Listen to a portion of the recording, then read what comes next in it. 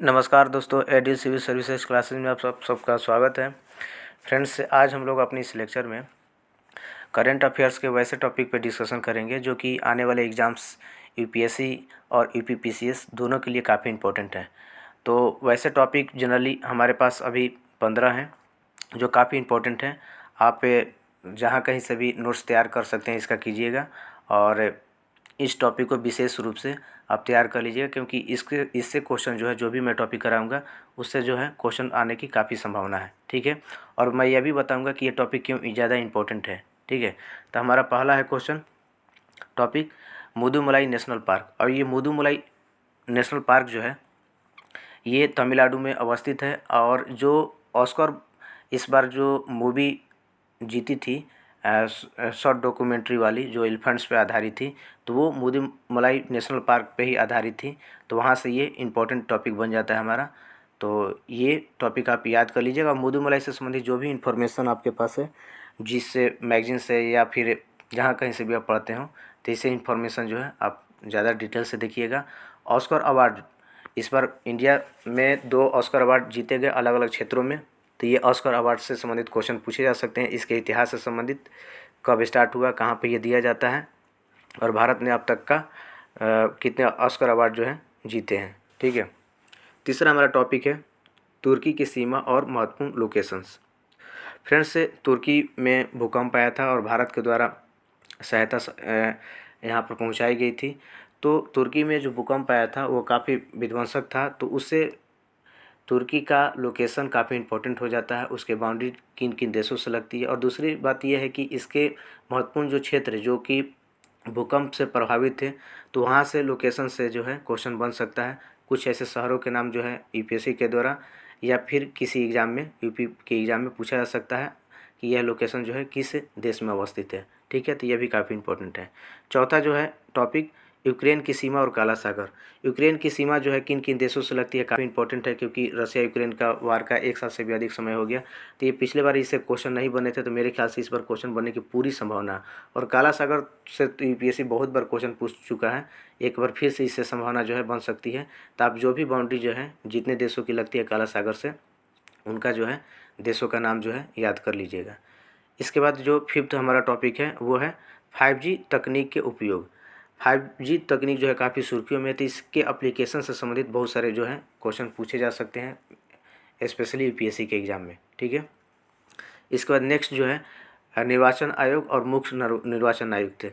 जो अभी जजमेंट आया था कि इनका जो सिलेक्शन की जो प्रक्रिया है वो एक कमेटी के द्वारा की जाएगी, समिति के द्वारा। आमतौर पर पहले क्या होता था कि प्रधानमंत्री के सलाह पर, सिफारिश पे इनकी नियुक्ति की जाती थी। तो यह भी काफ़ी सुर्खियों में था, ये क्वेश्चन आ सकता है यहाँ से। हिंदू रेट ऑफ ग्रोथ, ये जो है रघुराम राजन जो हमारे पूर्व आरबीआई के गवर्नर रह चुके हैं, उनके द्वारा ये टर्म फिर से सुर्खियों में लाया गया था। वैसे ये टर्म जो है काफ़ी पुराना है, इससे क्वेश्चन पहले भी एग्जाम में पूछे जा चुके हैं, लेकिन मेरे ख्याल से मुझे लगता है कि फिर से ये क्वेश्चन जो है टर्म जो है सुर्खियों में आया है, तो एक बार फिर से इंपॉर्टेंट ही बन जाता है। तो ये भी जो है आप तैयार कर लीजिएगा। नेक्स्ट G20 से संबंधित फैक्ट। G20 तो मान के चलिए कि एग्ज़ाम में आप कोई भी एग्ज़ाम देने वाले हैं, तो 2023 के लिए सबसे ज़्यादा ये हॉट टॉपिक है। चाहे वो पीटी हो, मेंस हो, इंटरव्यू हो, इससे संबंधित क्वेश्चन बनने ही बनने हैं। इसमें आपको करना क्या है कि G20 के जितने भी मेंबर हैं महत्वपूर्ण, उनको आप देख लीजिएगा। G20 की जो इकनॉमी है, कितनी इकनॉमी है, इसकी पॉपुलेशंस जो है कितने हैं, कब इसका गठन किया गया था, तो इससे संबंधित जो भी इन्फॉर्मेशन है, भारत में जो है इसका सम्मेलन जो है कहाँ पे आयोजित होने वाला है। जैसे कि अरुणाचल प्रदेश का ईटानगर में भी इसके कुछ आयोजन होने वाले हैं, जो कि चाइना जो है इस पे इशू जो है रेज किया था। तो इस तरह से जो भी इम्पोर्टेंट लोकेशंस हैं जहाँ पे ऑर्गेनाइज किया जाएगा भारत में, तो वहाँ से क्वेश्चन बन सकते हैं। 2023 में भारत इसकी मेज़बानी कर रहा है, इसलिए जो ये जो काफ़ी इंपॉर्टेंट जो है टॉपिक बन जाता है G20। नेक्स्ट जो है ChatGPT, यह भी काफ़ी सुर्खियों में था। आपने देखा कि जो यूपीएससी का प्रीलिम्स का जो पेपर होता है 2022 का, इस ऐप के द्वारा सॉल्व किया गया था, तो ये काफ़ी सुर्खियों में आया था। तो ये कैसे काम करती है, इसकी कार्यप्रणाली क्या है, इससे भी क्वेश्चन बन सकता है। स्पेशली मैं यूपीएससी की बात कर रहा हूँ। इसके बाद जो 10th नंबर जो टॉपिक है वो है लिथियम रिजर्व, जो कि जम्मू एंड कश्मीर में मिला था। और ये लिथियम का उपयोग से भी संबंधित क्वेश्चन पूछा जा सकता है। तो लिथियम का रिजर्व कहाँ मिला था? जम्मू एंड कश्मीर में, और इसके उपयोग से संबंधित जो है इन्फॉर्मेशन आपको देखना पड़ेगा। नेक्स्ट जो टॉपिक है वो हिडेनबर्ग शॉर्ट सेलिंग और एफपीओ।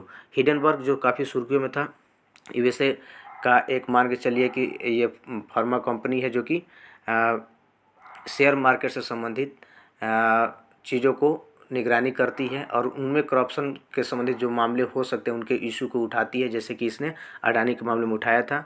तो ये शॉर्ट सेलिंग का काम करती है, तो यह भी पूछा जा सकता है शॉर्ट सेलिंग क्या होता है। इसके बाद FPO flow on public offer जो है, ये भी क्वेश्चन जो है पूछा जा सकता है। टर्म जो आया था क्योंकि अडानी ग्रुप के द्वारा एफपीओ जारी किया गया था, बाद में इसको वापस लिया गया था, तो ये भी पूछा जा सकता है। और आईपीओ से और एफपीओ से जो है दोनों से तुलना भी किया जा सकता है, तो इसको भी देख लीजिएगा अच्छे से।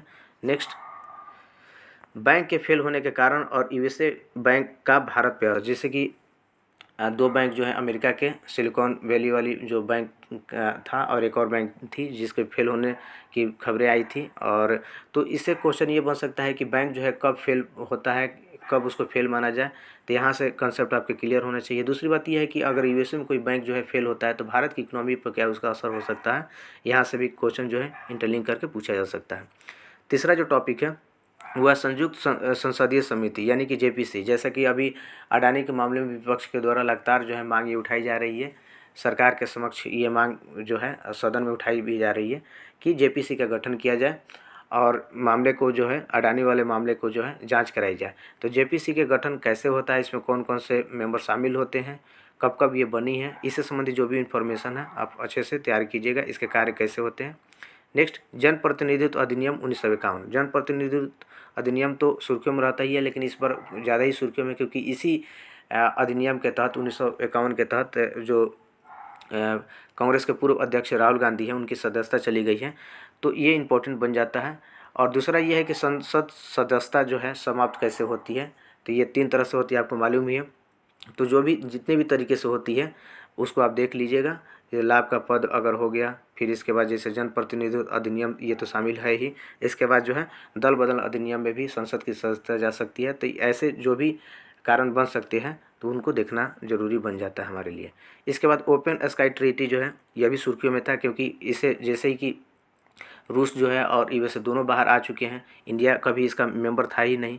तो यहाँ से क्वेश्चन एक बन सकता है कि जिस तरह से अभी जो है परमाणु के खतरे बढ़ रहे हैं और जिस तरह से युद्ध की स्थिति बन रही है, आर्म्स जो है बढ़ते जा रहे हैं और देशों के बीच जो है अभी काफ़ी संघर्ष की स्थिति देखी जा रही है। तो वैसे में ओपन स्काई ट्रीटी के द्वारा जो है बहुत सारे देश जो शक्तिशाली देश है अमेरिका और रसिया का बाहर आना, ये जो है ट्रीटी को फिर से सुर्खियों में लाता है। तो फ्रेंड्स, ये 15 टॉपिक थे, अभी मैंने 15 ही मुझे अभी ये दिखे थे जो कि 2023 के स्पेशली ये काफ़ी इंपॉर्टेंट टॉपिक थे। आप इन टॉपिक को अच्छे से देख लीजिएगा और इनसे संबंधित जो भी इन्फॉर्मेशन है आप तैयार कर लीजिएगा। मेरे ख्याल से इन 15 टॉपिक में आपको मैक्सिमम जो टॉपिक है इस बार के एग्ज़ाम में आपको देखने को मिलेंगे। तो ठीक है फ्रेंड्स, आज के वीडियो में इतना ही, मिलेंगे हम लोग अपने नए वीडियो में, तब तक के लिए धन्यवाद।